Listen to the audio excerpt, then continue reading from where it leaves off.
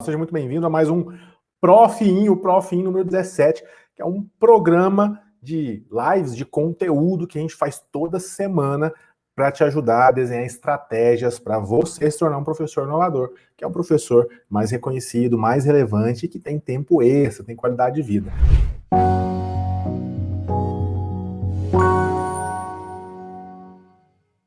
Curtir, já deixar o seu comentário aí, curtir e compartilhar com os seus colegas professores. Aproveita aí, já deixa seu like e compartilha aí, beleza? Então, ó, o que a gente colocou como tema hoje? Colocou uma grande dificuldade, e que eu já escutei alguns professores dizendo o seguinte, ó, eu não tenho certeza se meu aluno aprende no ensino online. Você já escutou isso? Já parou para pensar sobre isso? Tem gente que acredita tanto nisso, a gente já falou sobre isso em outros vídeos, tá? Mas tem gente que acredita tanto nessa frase que considera que o aluno do 7º ano hoje, na verdade, veio do 5º. Porque não existiu o 6º ano em 2020. Ele pensa que com a aula foi tudo online em 2020, então o aluno pulou do 5º ano para o 7º, não aprendeu nada no 6º ano. E assim, eu quero falar exatamente sobre isso com você. Como é que você tem certeza? Como ter certeza? Tá? Porque do jeito que tá falando aqui, ó, não tenho certeza se meu aluno aprende no ensino online. Quando você afirma isso, você está quase confirmando que, na verdade, você acredita que ele não aprendeu. Mas existe um cara que eu gosto muito, tá, assim, da visão dele, um cara chamado William Edwards Deming. O Edwards Deming, ele, para você ter uma ideia, ele foi, assim, preponderante para melhoria. Ele é um matemático estatístico dos Estados Unidos, do estado de Iowa, se eu não me engano. E o Deming, ele é como se fosse o pai dos processos produtivos. Para você ter ideia, o Edwards Deming, ele foi responsável pela recuperação dos Estados Unidos durante a Segunda Guerra Mundial, né, a manutenção da economia durante a Segunda Guerra Mundial, e foi o responsável pela recuperação da economia do Japão pós-Segunda Guerra Mundial. Para você ter uma ideia, o Deming ele é considerado um dos estrangeiros mais influentes no Japão do século XX. Para você ter uma ideia da potência que esse homem era. E ele tinha algumas premissas. O que ele falava? Tá? E por que eu estou citando o Deming aqui?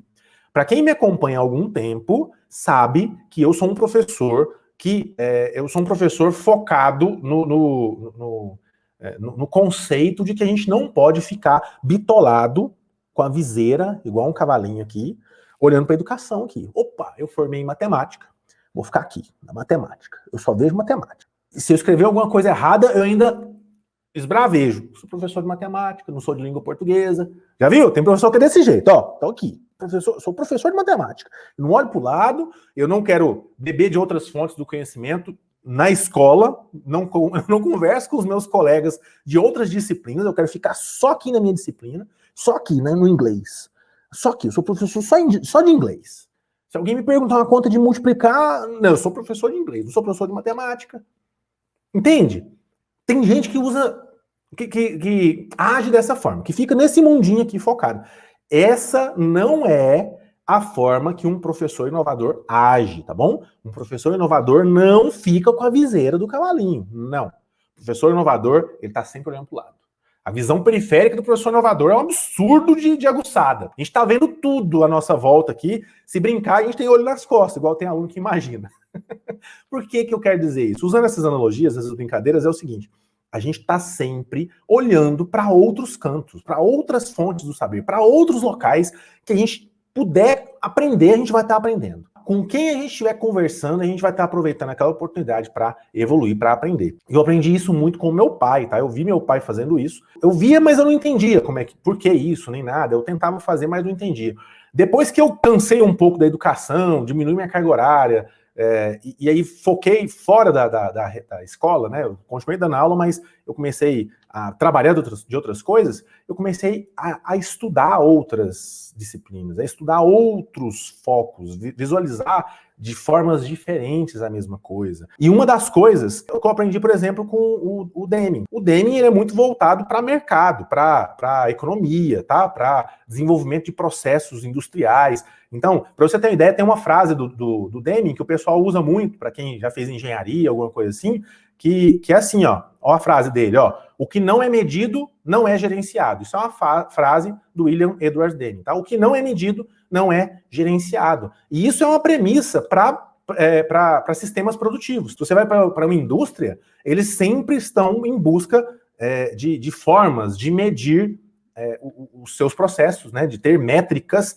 para saber, coletar dados para saber se precisa melhorar algum processo ou não. Porque se você só vai conseguir gerenciar aquilo se você tiver os dados. Se você não tiver, você não consegue. E eu aprendi muito ao estudar sobre o Deming. Ele tem várias frases interessantes.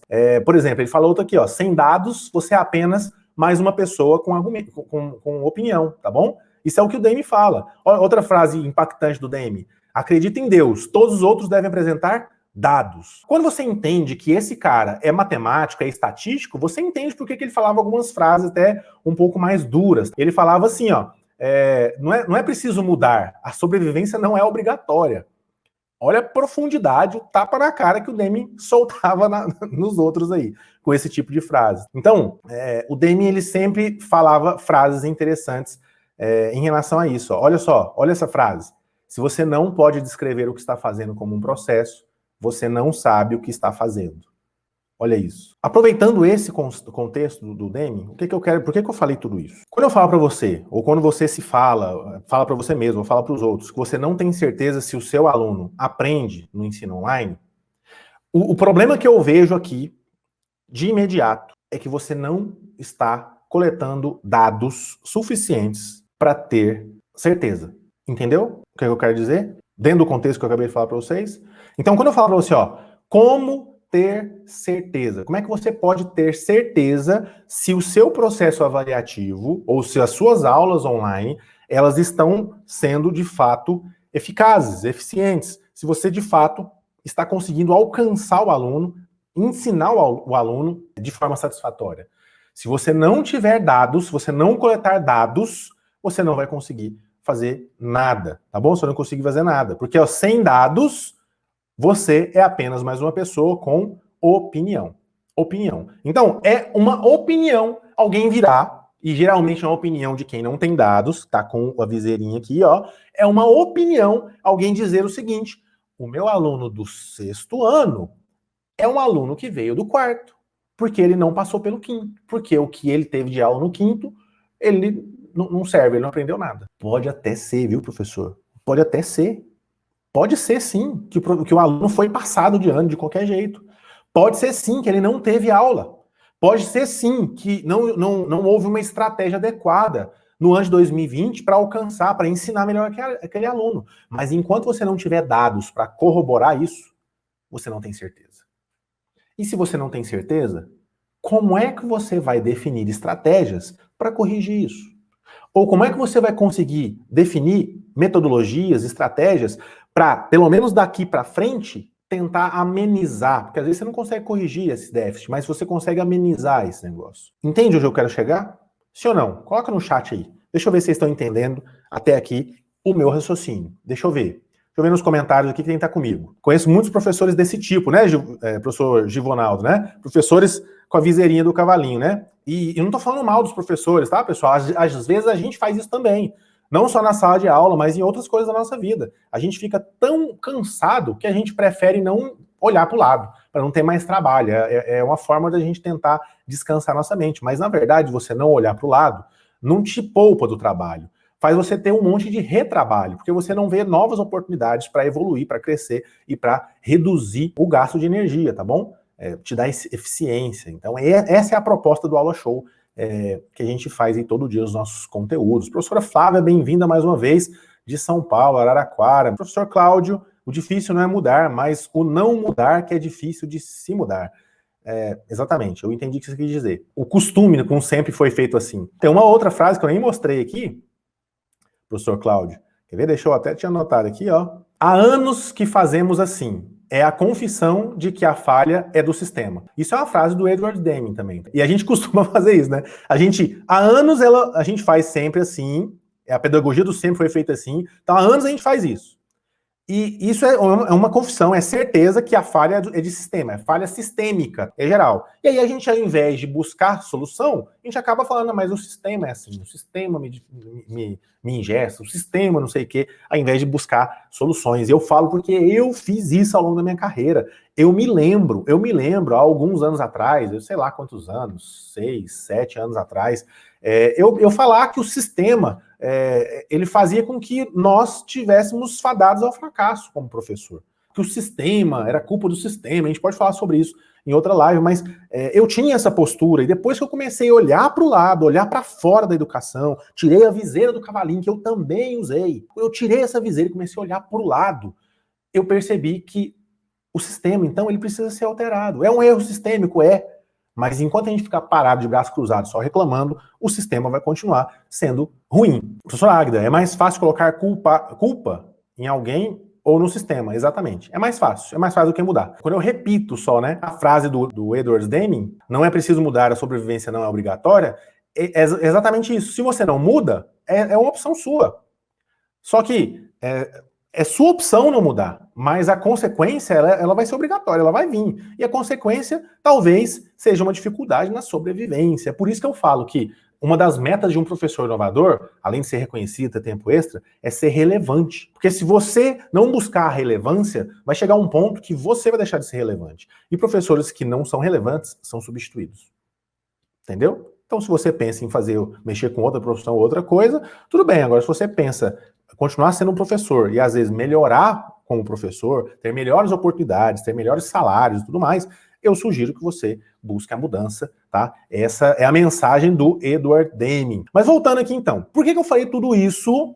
Porque você precisa ter certeza de como, de fato, né, se o seu aluno está aprendendo ou não. E como é que você pode ter essa certeza? Você pode ter essa certeza com um negócio que eu chamo de ciclo IP.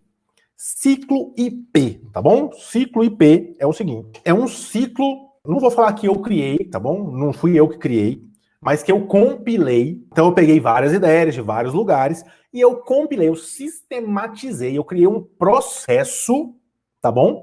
Para exemplificar o conceito, a ideia de ter novas formas de avaliar, de ter certeza de que o aluno está aprendendo.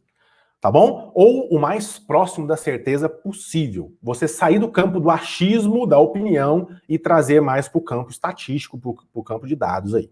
Beleza? Então, ciclo IP. O que é o ciclo IP, pessoal? O ciclo IP é um ciclo que a gente usa no que a gente chama de intervenção pedagógica.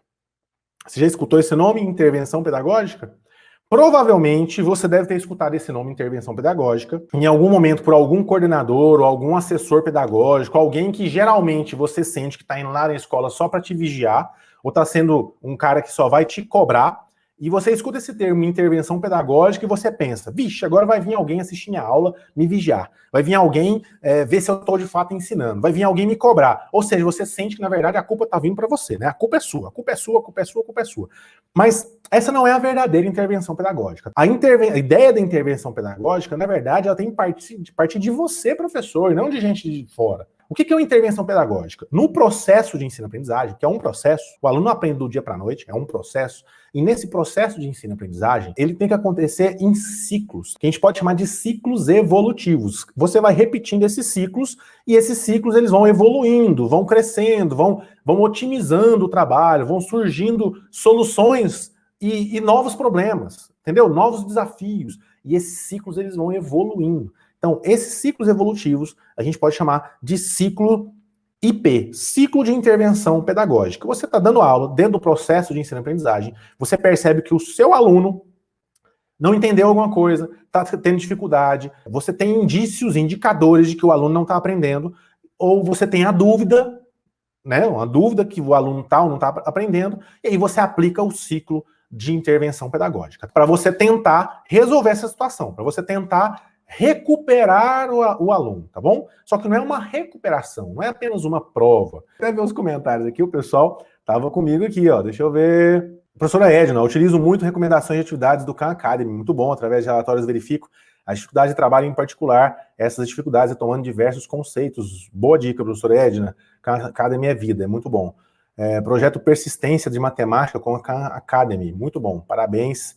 É isso mesmo. Então, o que é o ciclo de intervenção pedagógica? O ciclo de intervenção pedagógica começa, presta atenção, ele começa com o que a gente chama de coleta de dados. Primeiro passo, o que você tem que começar? O que a gente acabou de ver com o Edward Deming. A gente acabou de ver com ele aqui que você precisa, para tomar alguma decisão gerencial, você precisa de quê primeiro? De dado. De dado. Então, Uma intervenção pedagógica, o ciclo da intervenção pedagógica começa com a coleta de dados. Se você começou coletando dados, você vai conseguir ter decisões mais pautadas ou mais fáceis de você direcionar. Tá bom? Então, o primeiro passo, você tem que coletar dados. E como é que você coleta dados? Você coleta dados com uma avaliação diagnóstica. Primeiro passo, uma avaliação diagnóstica. O que é uma avaliação diagnóstica? Vamos lá, existem 3 tipos de avaliação. Vamos resumir. Dentro da avaliação continuada, tá bom? Existem 3 tipos de avaliação. A avaliação diagnóstica, que é o que você faz antes do processo de ensino-aprendizagem, para você ter uma noção, uma clareza de como é que você, onde é que você está pisando, né? Quem que é seu aluno, etc. Então, você faz uma avaliação diagnóstica. Você também, o segundo tipo, é o que a gente chama de avaliação formativa, que é a avaliação que você faz no dia a dia, constantemente, né, no processo, durante o processo de ensino-aprendizagem. E você tem a avaliação somativa, que é a avaliação que você costuma fazer no final do processo, para você medir a performance do aluno, para você ter um parâmetro de performance. Então, olha só, você tem a avaliação diagnóstica, que é para coletar dados, a avaliação para ter uma noção inicial, né? A avaliação formativa, para você avaliar constantemente o aluno e corrigir a rota, e a avaliação somativa, que é para você medir performance. As 3 avaliações são importantes. As 3, em algum momento, devem ser aplicadas, tá bom? As 3 avaliações. Todo professor inovador usa e abusa das 3 avaliações. Ah, então o professor inovador faz prova com nota, faz prova discursiva, objetiva, treina para vestibular, essas coisas. Claro que sim. Claro que sim. Eu já falei algumas vezes aqui. Você não tem que abolir o ensino tradicional, você não tem que abolir a instrução direta, você não tem que abolir a prática de trabalhar com o aluno para ele melhorar a performance. Afinal de contas, como é que ele vai entrar na universidade? Não depende do Enem, não depende do vestibular, não depende de provas, concurso, etc. Não depende. E esse tipo de avaliação não mede a performance do aluno? Não mede se ele sabe mais ou sabe menos. Mede a performance. A avaliação somativa é dedicada à performance do aluno, é como é que ele está naquele momento. Claro que quanto mais bem preparado, a gente já falou sobre isso em outras lives, né? Quanto mais bem preparado ele tiver, quanto mais você desenvolveu recursos para ele construir habilidades e competências, mais preparado ele vai estar, mais chance ele vai ter de ter alta performance. Beleza? Então, o professor inovador está preocupado com a performance do aluno. Só que o professor inovador não está preocupado só com a performance. Ele está preocupado com o percurso todo, com o processo até chegar aqui. E durante esse processo, você tem que trabalhar não só memorização, repetição. Você também, isso é consequência, tá? É consequência de um trabalho com o quê?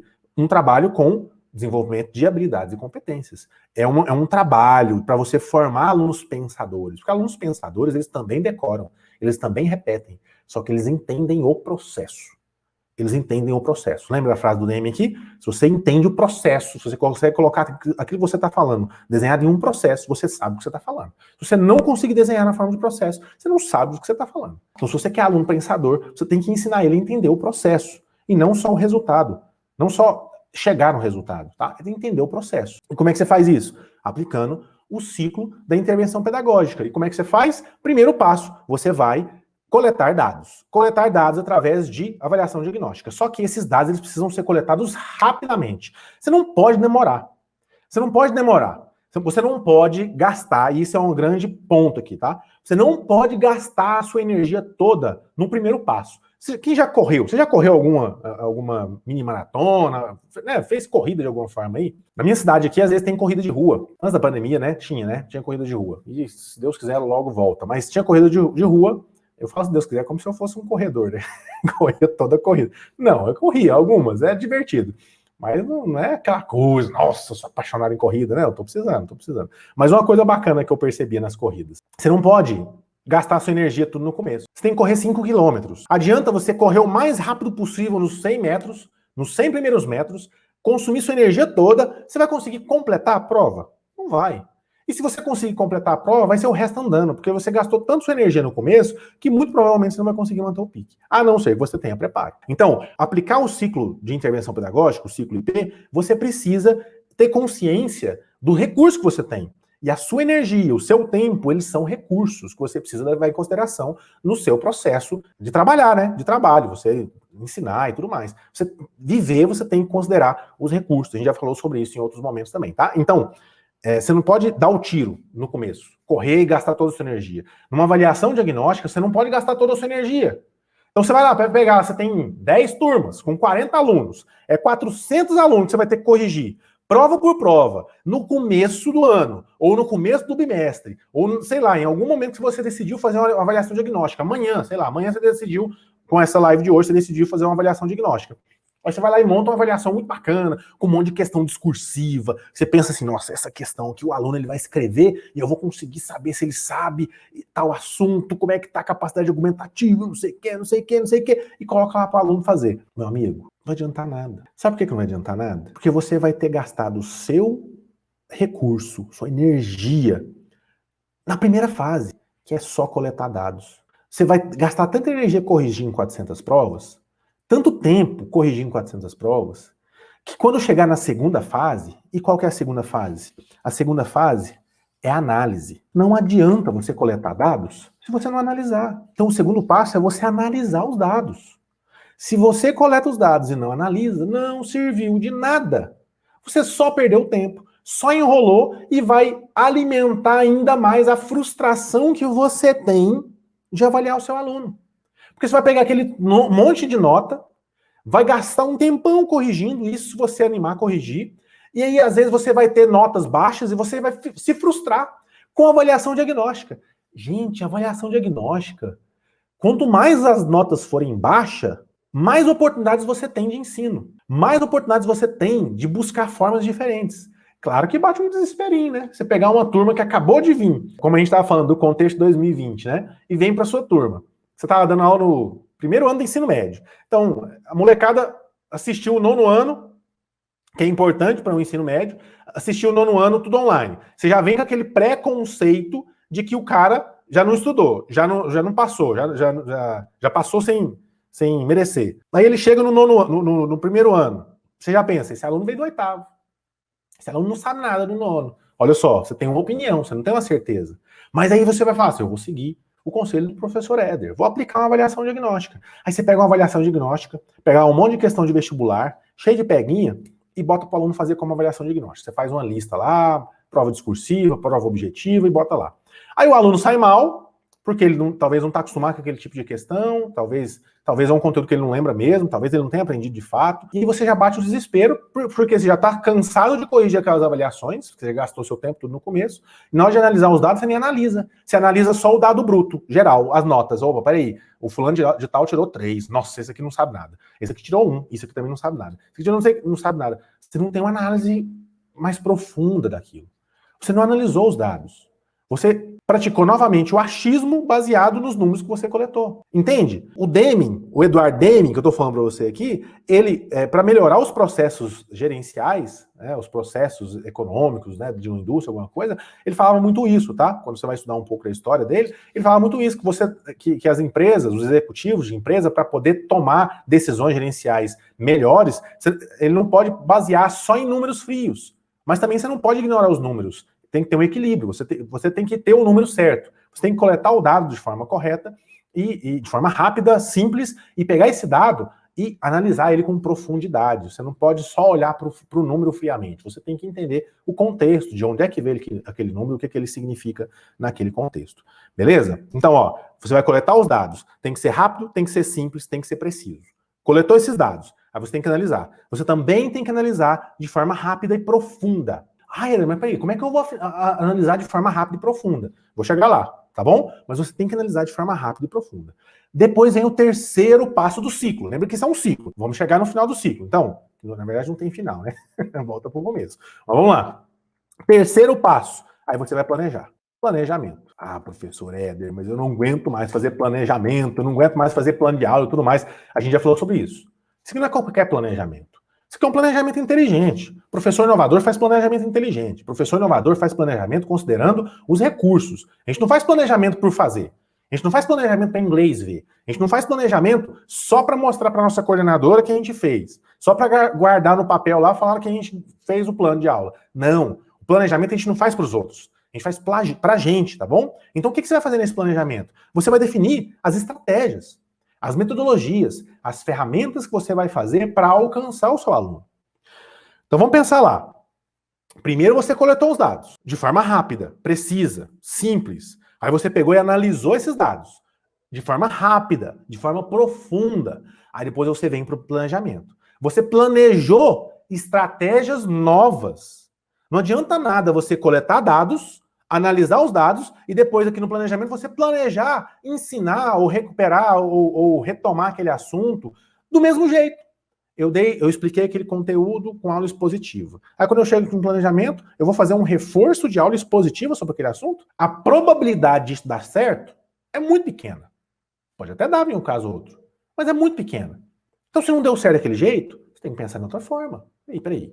Não deu certo utilizando essa aula desse jeito aqui. Vamos tentar? Vamos mudar? Eu tentei usar a instrução direta aqui. Alcancei uma parte dos alunos, não alcancei outras. Vou tentar outro jeito? Vamos tentar uma metodologia ativa? Vamos tentar uma gamificação? Vamos tentar uma outra abordagem? Entende? Esse é o conceito. Você planeja. Depois que você planejou, aí dentro do planejamento estratégico, você vai colocar as ferramentas, vai colocar o tempo que você vai precisar, os recursos que você vai precisar, tá bom? Sempre buscando eficiência, sempre buscando ter o menor trabalho possível. Você não pode fazer nenhum tipo de ação pedagógica gastando mais energia do que o necessário, gastando mais tempo do que o necessário. Essa é uma regra do professor inovador, essa é uma regra do Aula Show. Então, se você está me acompanhando, se você já está aqui já faz um tempo, a gente está lá com mais de 63 pessoas assistindo aqui agora, 64, então se você tá aqui assistindo a nossa live, assistiu a primeira vez, ou você já assistiu outras vezes, você tem que entender que um professor inovador, ele tem que se preocupar em economizar tempo, senão você vai continuar sendo um professor sofredor. E um professor inovador é tudo, menos sofredor. Deixa eu ver os comentários aqui para passar para o outro passo. Muito bom que todo professor entenda isso, professor. Infelizmente, alguns professores têm a escola como uma fábrica e chamado professor de fábrica. Pois é, professor, fica frio, né, o processo, é meio complicado. Professor Givaldo, onde ele acha que só deve cumprir um horário e encher os cadernos dos alunos de conteúdos. Isso acabou. Esse tipo de professor vai ser substituído. Este tipo de professor não vai ter espaço na educação e, infelizmente, vai ter que procurar outra profissão, tá? Perfeito, devemos avaliar nossos alunos de várias formas. É isso, professor Dalila? É isso mesmo. O que mais aqui? Quando era estudante, eu ouvia a frase, vocês são o futuro. Eu não acreditava muito nessa frase. Talvez porque achasse que os adultos eram eternos. Hoje eu tomo conta do futuro, uma geração educa a outra. É isso, professor Marcelo. É isso, é por isso que a gente tem que fazer o melhor, né? O melhor, porque os nossos alunos provavelmente vão educar os nossos filhos, entende? É esse o processo. Sempre usei métodos que estimulem o querer aprender e gerar interesses nos assuntos abordados, além de interagir com os alunos e explorar os conhecimentos já adquiridos por eles. Legal, deixa eu ver aqui, professor Cláudio ainda. Além de modelar as outras aulas para explorar os conhecimentos já adquiridos pelos alunos e melhorar a interação mútua, professor e aluno e vice-versa. Legal, professor Cláudio. Para ter os resultados propostos no início da apresentação do tema, expostos na primeira aula. Muito bom. O professor Vinícius está com a gente de novo, muito bem-vindo de volta. É preciso que o professor saiba coletar esses dados de maneira célere e busque mecanismos que auxiliem a automatizar o tratamento e análise de dados para que ele consiga tomar as decisões cabíveis. Exatamente isso, professor. Professor Zanetti, de novo, olhando para as informações relevantes contidas nesses dados e eliminando os possíveis ruídos contidos nesse conjunto de dados. Exatamente. Essa é a análise estatística que a gente precisa fazer, né? Professor, você pode mostrar um modelo do planejamento do ciclo IP, professor Isaías? Vamos lá, vou chegar nisso aí.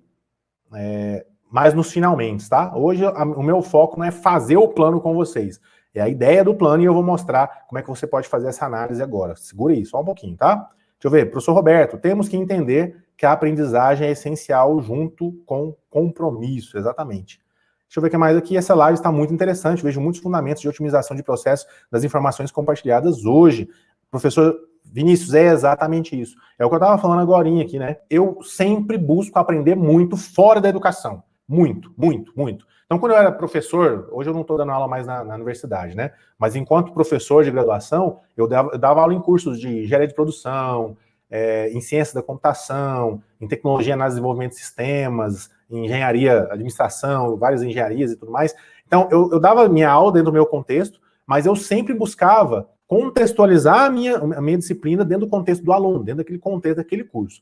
Isso me fez crescer muito, eu comecei a aprender outras coisas, de outros ramos, e por isso que eu pensei, me interessei, veio a ideia também de buscar outros conhecimentos, trabalhar de outras áreas, e quando eu fui para o campo de batalha fora da educação, aí que houve um boom, eu cresci muito mesmo. Beleza, pessoal, aí vem o quarto passo agora, né? O quarto passo nada mais é do que a execução, né? Você vai executar tudo, mas essa execução, ela não pode ser de qualquer jeito, eu falei para vocês. Essa execução, ela tem que ter uma nova abordagem, tá bom? Ela tem que ter uma nova abordagem, ela tem que ter uma nova forma de avaliar. Ela tem que ter uma nova forma de avaliar. E esse processo, essa execução, aí você não vai usar só uma avaliação diagnóstica mais. Você vai usar o quê? Uma avaliação formativa. Porque no processo de execução, você vai estar aplicando avaliação formativa para tentar coletar outros tipos de dados para ter uma melhor análise no próximo ciclo que você for fazer. Porque, ó, você coletou dados através da avaliação diagnóstica. Fez uma análise de dados profundo, certo? Rápido, simples, pegou esse dado, essa análise de dados, planejou com metodologias diferentes daquela inicial e executou. Executou uma nova metodologia, executou um novo tipo de avaliação formativa, com isso você coletou novos dados. Então agora você vai repetir o ciclo, vai voltar para a coleta de dados, que na verdade está acontecendo durante a execução na avaliação formativa. Então se já aconteceu a coleta de dados, você vai analisar esses dados de novo, vai planejar de novo, vai executar de novo. E vai fazendo isso. Vai fazendo isso. Então, a primeira vez que você avaliou, você faz uma avaliação diagnóstica. Tem que ser simples. Não pode ter peguinha. Tem que ser direto ao ponto. Fez a avaliação diagnóstica, aí você vem o quê? Analisa os dados. Analisou os dados, aí você faz o planejamento. Faz o planejamento. O que você vai fazer? Passo a passo. Planejamento. Tá bom? O que você vai fazer? Objetivos. As metas, você vai traçar lá, o objetivo específico. Você vai colocar lá a abordagem, que tipo de metodologia, que tipo de recurso você vai utilizar dentro do planejamento. Tá bom? Você faz o planejamento. Normal, só que aqui você está fazendo um planejamento agora baseado em dados. E aí você vem e executa de novo. E repete esse ciclo. E repete esse ciclo. Cada vez que você repete esse ciclo, como eu disse no começo, ele é um ciclo evolutivo. Ele evolui, ele melhora, você aprimora aquilo lá. E aí quando você evolui, você tem um crescimento. E quando você, ao longo de vários ciclos, ao longo desses vários ciclos, você está desenvolvendo várias habilidades, várias competências e também desenvolvendo capacidade do aluno de ter melhor performance. Então, ao final de vários ciclos, aí você aplica uma avaliação somativa, que aí você vai ter a nota. E aí, a partir dessa nota, você vai conseguir colocar na média lá, do jeito normal que você faz, entendeu? Só que aqui, você com certeza vai ter um resultado melhor. Presta atenção, pessoal. O ciclo IP, ele precisa ter persistência. Não adianta você aplicar uma vez só e achar que tá bom. Um ciclo só não é suficiente. Um ciclo, depois você vai fazendo outro ciclo, depois... Quantos ciclos? Não sei. Aí depende. Depende do seu contexto, depende da sua turma, depende do seu tempo, dos seus recursos, depende de várias coisas. Então, mas você vai aplicar dentro do seu contexto vários ciclos IP. Aplicou 1, 2, 3, sei lá quantos ciclos IP, coletou vários dados, conseguiu chegar numa avaliação somativa. Pode ser que o aluno, tem alguns alunos que tenham nota ruim? Pode. O que acontece? Você continua aplicando o ciclo IP. Aí eu tenho que parar o conteúdo para ficar aplicando? Não, aí que é a questão. Então você não precisa parar no conteúdo. Você pode focar em desenvolver habilidades. Habilidades que vão ajudar a ele melhorar no conteúdo anterior e melhorar no próximo conteúdo. E vai amarrando. É por isso que é importante você focar em ensino de habilidades, desenvolvimento de habilidades e competências, tá bom? Esse é o conceito aí que você precisa entender. Só para a gente finalizar, deixa eu mostrar para vocês como é que você pode coletar esses dados aqui, tá bom? Como é que você pode coletar de um jeito rápido? Às vezes alguém pode estar perguntando assim, nossa, Éder, beleza, lindo, mas como é que eu vou coletar esses dados de forma rápida, tá? Então eu vou mostrar dois jeitos. Dois jeitos aqui para você, tá bom? Dois jeitos bem rápidos, ó, vamos lá.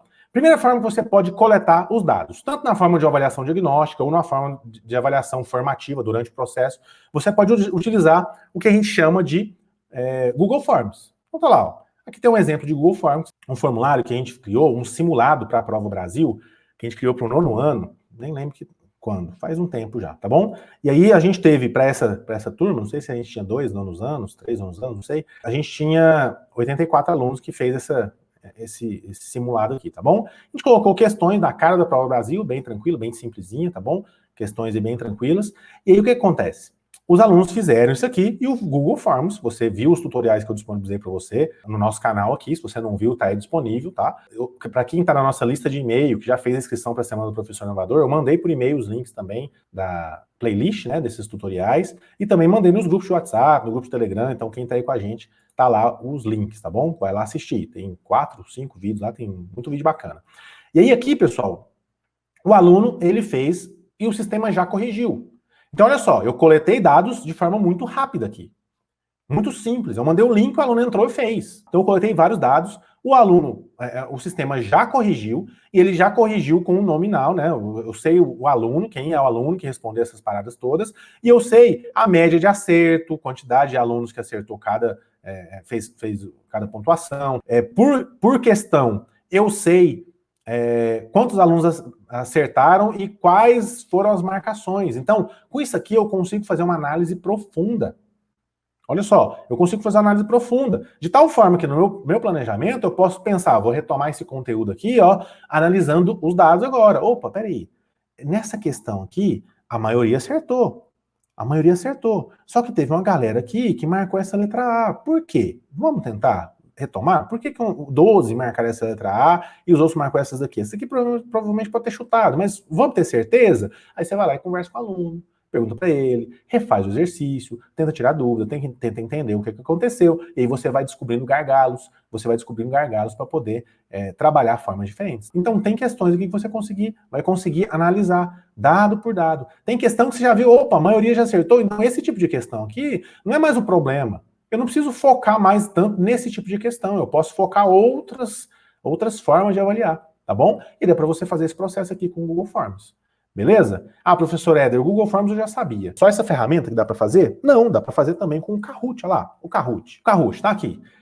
Você cria vários, né? Tem tutorial aqui no canal também ensinando como é que você usa o Kahoot. Então, quando você cria o seu Kahoot, aqui nessas abas em cima tem Home, Discovery, Library, Reports, tá vendo? E Groups. Você vem nesse Reports aqui, que são os resultados que você tem. Nesse Reports, você tem resultado de todos os Kahoots que você criou aí, tá vendo? Todos. Então, eu vou selecionar aqui, ó, um de Challenges, né, que eu criei aqui. Vamos lá, deixa eu pegar esse aqui. Esse aqui, 14 alunos responderam, tá bom? 14 alunos responderam 20 questões, beleza? 20 questões. Tá aqui. Aqui ele já me indica, olha só, você já mandou o link, o aluno já respondeu. O Kahoot, para quem não sabe, é um sistema gamificado, então o aluno vai responder, tem tempo, ele vai responder esses quizzes, esses negócios aí, então é bem dinâmico, bem divertido. Ele respondeu, beleza. Aí você vem aqui, ó, você pode ter noção de qual é a questão, ele já te fala qual é a questão que a maioria teve mais dificuldade, então só 14% acertou essa aqui, tá bom? Ele fala quais os alunos tiveram pior desempenho, quais alunos não conseguiram terminar, às vezes porque não chegou até o final, ou acabou o tempo e ele não respondia, sei lá. E aí aqui, ó, você pode vir por jogador, players aqui, você pode vir por jogador e saber qual é o acerto de cada jogador, qual é a pontuação que ele fez, tá vendo lá? Eu posso clicar no jogador, ele vai detalhar lá, ó, ele vai detalhar quais são as questões, quais são as marcações, qual ele errou, quanto tempo ele gastou para responder cada alternativa, cada exercício, porque o tempo aqui vale ponto também no Kahoot. Então, você já consegue notar que, opa, peraí, ele errou essa questão aqui porque foi o tempo, ou ele confundiu. Não é que ele não sabia, porque ele confundiu. Ou então, ele acertou porque ele está sabendo. Você entende? Aqui você consegue visualizar isso, ó. Você pode olhar por questão. Você pode selecionar aqui, ó, por questão e saber qual que é o percentual de acerto por questão. Quando você clica, você vai saber o que cada aluno marcou, ó, quanto tempo cada um gastou, você vai saber a média. Opa, peraí, eu acho que eu fiz essa questão com pouco tempo, foi rápido demais, por isso que a maioria errou, ou então a maioria acertou, tinha tempo demais, o pessoal respondeu muito rápido, posso reduzir o tempo para pressionar um pouco mais. Esse assunto aqui já está resolvido, o pessoal já desenvolveu, já entendeu. Percebe? Isso aqui, ó, é um jeito rápido, simples, prático de você coletar dados, de você analisar dados com precisão, com facilidade, né, com profundidade, e a partir disso você traça um novo planejamento, com novas formas de avaliar. Você varia a ferramenta. Opa, peraí, da outra vez eu usei o Kahoot, vamos usar outra agora? Vamos usar outra agora. Posso usar o Kahoot, mas de outro formato de questões. Posso usar outra forma. Posso usar também a mesma ferramenta, mas com abordagem diferente? Posso. Entendeu? Posso variar. Posso fazer uma avaliação diferenciada. Posso usar uma metodologia ativa dentro da sala de aula para avaliar o aluno dentro da sala de aula, usando outra ferramenta, um Plickers da vida, por exemplo. O próprio Kahoot, só que dentro da sala de aula, junto. Ah, professor, e para aulas online? E para aulas online, como é que a gente faz? O Kahoot dá para aplicar em aulas online. O Plickers dá para aplicar em aulas online. O Forms dá para aplicar em aulas online. Tudo isso aqui dá para aplicar em aulas online. Claro que a gente sabe, pessoal, a aula presencial é muito mais legal, tem uma interação, a gente sente até saudade, né, de chamar a atenção do aluno. Mas, enquanto a gente está nas aulas online, dá para ensinar de um jeito diferente. Dá para ensinar de uma forma bacana e dá para você ter certeza se o aluno está aprendendo ou não. Ah, não dá não, professor. Não dá não. O aluno ele vai fazer essa avaliação aí, ele pode colar. Ele pode colar e então não serve. Mas quem disse que você está avaliando? Se o aluno sabe isso aqui de cor. Olha só, a gente já falou sobre isso em outra live. Você tem que entender que o seu processo de avaliação não tem que ficar focado só na memorização, só se o aluno memorizou aquilo, só no fato do aluno estar repetindo aquilo. Você tem que saber se ele está sabendo pensar. Então, na hora de criar questões, você não pode criar questões só também de memorização. Você tem que criar questões que vai fazer o cara pensar de uma forma divertida, de uma forma diferenciada. Entendeu? Então, esse é o conceito. É isso que você tem que pensar para avaliar o aluno de um jeito diferente. Tá bom? Deixa eu ver aqui se o pessoal entendeu essa proposta, essa parada que a gente apresentou aqui, ó. Deixa eu ver aqui. Professor Cláudio, já teve colegas que me questionou sobre os métodos de ensino e me disseram que eu era louco. Eu já escutei isso demais, professor. Eu acho que um dos motivos, claro que não é o único, mas um dos motivos que me fez criar a comunidade Aula Show, que é a comunidade de professores inovadores que a gente tem lá no programa Aula Show, né? Foi isso, para não me sentir solitário, nem deixar os outros se sentir solitário e loucos, né? Porque aí agora você tem outros professores que pensam igual, que agem igual, para poder te ajudar no processo, tá? Então é por isso que é bem bacana.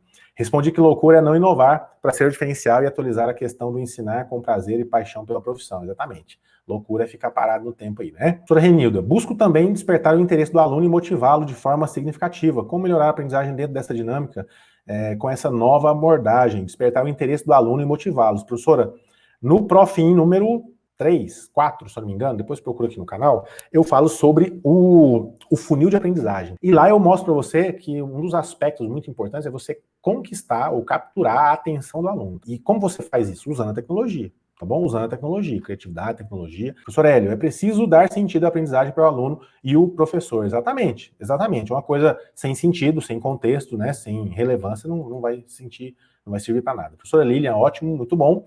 Professor Vinícius, se a maioria dos professores utilizasse um sistema ciclo de avaliações consistentes, como o ciclo IP, professores que pegassem a mesma turma no ano seguinte já teriam muitas informações importantes. Mas é muita, tá? E não só aplicar, mas compartilhar, beleza? Compartilhar, que é o final desse ciclo aqui, tá bom? Então, depois que você aplicou várias vezes o ciclo e fez uma avaliação somativa, é importante você pegar esses dados e compartilhar com seus colegas. Compartilhar. Sala de professor deveria ser um ambiente para a gente bater papo e compartilhar essas coisas. Ah, não, pelo amor de Deus, professor, aí você falou bobeira. Sala de professor é para eu descansar, porque eu não aguento mais aquele inferno daquela sala de aula. Não é isso. Sala de professor é para você descansar, sentar um pouco, beber uma água, lanchar alguma coisa, conversar amenidades. Claro que é, mas encontros pedagógicos, momentos, né, 5 minutinhos da sala dos professores ali, trocar uma ideia, bater um papo. Não é falar que o fulano de tal é encapetado e que você não sabe o que fazer com ele. Não, mas é mostrar, você chegar com solução, entendeu? Você tem que começar a trabalhar com essa cultura. Para de chegar com um problema e chega com a solução. Você pode apontar um problema, mas já aponta um problema com a possível solução, com a sugestão de abordagem para tentar corrigir aquilo lá, entendeu? Isso é o que um professor inovador faz. E isso te faz ser destaque. Você se torna referência. Então, se você quer ser um professor inovador reconhecido, relevante, você precisa se tornar referência. E como é que você se torna referência? Sendo um professor diferente, que compartilha tudo aquilo que você aprendeu, que não guarda só para você aquele conhecimento. Eu tô aqui todo dia gravando um monte de conteúdo gratuito, que isso aqui tudo podia vender isso aqui, mas eu não quero só para mim, entendeu? Eu quero multiplicar o número de professores. Claro que a gente pode sistematizar isso, faz um curso e vende, claro, eu faço isso, mas além disso, eu posso fornecer um monte de conteúdo gratuito, impactar a vida de um monte de gente, entendeu? O curso é para quem quer chegar mais rápido. O curso é para quem quer ir além, entendeu? Se tornar referência mais rápido. É isso. Mas se o cara não quer, se o cara não tem pressa, tem paciência, tem tranquilidade, beleza, não está preocupado com nenhum custo de oportunidade, dá para fazer todo dia, seguindo aí o que a gente aprende, o que a gente apresenta, que ele vai evoluir muito também comparado com os outros, tá bom? Deixa eu ver o que mais aqui. Professor Leonel, eu também sou assim, professor. Eu sempre procurei entender outras áreas fora da educação, informática, tecnologia, edição de vídeo, audiovisual, fotografia. Muito bom, professor Leonel, é isso aí. Professor Vinícius, até mesmo para elaborar em primeira avaliação diagnóstica, muito bom. Professor Vinícius, os alunos adoram Kahoot, realmente. Quando você começa a usar, tem que tomar cuidado para não ficar usando o tempo todo, né? Professora Dark, usa o Forms, Kahoot, é isso aí. Vamos continuar usando. Grande amigo Éder, fala, pastor Célio, muito bom, tu é baita professor amigo, saudade, forte abraço. obrigado, professor Célio, muito obrigado pela sua audiência aí, saudade de você. Fala pra mim como é que tá o Cuiabá aí. Eu acho que o calor de Cuiabá tá aqui comigo, ó, porque eu tô suando hoje com uma beleza. Tá uma beleza aqui. Vamos lá. Professora Dalila, ficou claro, muito bom. Professor Dark, mentímetro também é bom, também gosto do mentímetro, muito bom, esclarecedor, valeu, professor Delmon. Professor Lilian, avaliação não avalia só o aluno, avalia também o professor. Claro que tem essa premissa, tá, professora? Claro que você tem, né, se preocupar com os dados que você está coletando, porque esses dados vão te dar um norte. Tanto pontos de melhoria para o aluno, como para você também, tá? Então é importante, sim, você considerar que a avaliação te traz indícios, tá bom? Mas não é qualquer avaliação, vários tipos de avaliação. Senão você vai ter o mesmo dado, vai ser difícil você ter análises diferentes o tempo todo, tá bom? Professor Marco Antônio, a gente entende, porém estamos com uma carga muito grande de alunos, o que fazer? Professor Marco Antônio, carga muito grande de alunos, eu concordo. E a tecnologia te ajuda a resolver isso. Vamos lá. Eu acabei de mostrar que eu corrigi uma prova com 92, qual que é? Deixa eu ver aqui. Com 84 alunos, uma prova com 84 alunos, e eu corrigi instantaneamente. Pensa, o tempo que você ia gastar para corrigir essa prova. 84 vezes. Entende que se você usa tecnologia, você já diminui a sobrecarga? É isso que a gente propõe no Aula Show, tá? É você gastar o menos tempo possível. Então você consome a sua energia, como eu falei no começo, você consome essa energia lá na largada e aí pro resto da maratona você não consegue fazer nada. Então tecnologia serve para isso, é aliada. Tecnologia é aliada, beleza? Tem umas ferramentas muito legais mesmo, úteis para coletar dados, além dessas mencionadas, o Mentimeter, o Slido e o Peer Deck são alguns exemplos. Tem muita ferramenta mesmo, professor. Vamos lá. Professora Marlene, essas ferramentas de apoio são interativas e terminam por proporcionar competências e habilidades para os nossos estudantes. Avaliar faz parte de todo o processo, exatamente. Exatamente. O ciclo, ele tem que ter avaliação no começo, durante e no final de vários ciclos evolutivos, né? Professor Richard, show, parabéns. Importante realizar maneiras de ensinar usando ferramentas inovadoras. Muito obrigado, professor. Professora Dark corrigindo aí a escrita, beleza? Professor Joerbert, muito boas essas informações, professor de Física Central do Maranhão, muito bom, professor. Professora Renilda, excelente, que bom que vocês gostaram. Deixa eu ver quem mais. Professor Cláudio, já teve ocasião de quererem me engessar com os métodos antigos e diz que parar de ser gesso e ser água, de dissolver o gesso. É isso aí. Isso mesmo, professor. Acho que ficou bem claro, né, o que a gente estava falando. E claro, né, pessoal, claro, não esqueça de curtir, de comentar, de compartilhar os nossos vídeos, não só esse, tá bom? Se você não é inscrito no canal, se inscreve no canal. Se você não segue o nosso perfil no Instagram, entra lá e segue nosso perfil no Instagram, entendeu? Compartilha com seus colegas, manda uma mensagem para mim no direct, pode mandar no WhatsApp aí também, pode mandar nos comentários dos vídeos, compartilha com seus colegas, tá bom? É muito bom a participação de vocês, eu quero esse engajamento, esse entrosamento, essa troca de experiência com vocês aí, beleza?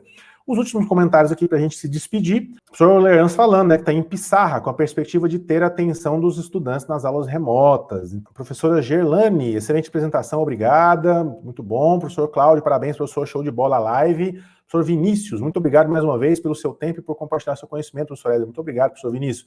Troca de experiência contigo também é muito bom, tá bom? Muito bom mesmo. Professor Juviniano, show, esclarecedor e eficiente. Teremos que sempre agir assim, compartilhando ideias novas, sugestões e técnicas com os colegas, é isso mesmo. Professor Zanetti, mais uma vez, tenho sugerido seu canal para os meus colegas, é isso, professor. Continua fazendo isso pra gente, compartilhando com a galera. É isso, essa foi a live de hoje. Forte abraço, se você gostou, deixa o like, não esqueça aí, tá bom? Professor Maurício comentando por último aqui. Oi, professor, muito bom, amanhã eu vou começar meus trabalhos com a frase, você não precisa mudar. Boa noite. Até a próxima, abraço de longe. Você não precisa mudar, porque eu entendi o que você quis dizer. Conteúdos muito importantes para nós, professores. Muito bom, professor. Gostei muito de estar com vocês aí. Forte abraço e eu quero ver o seu show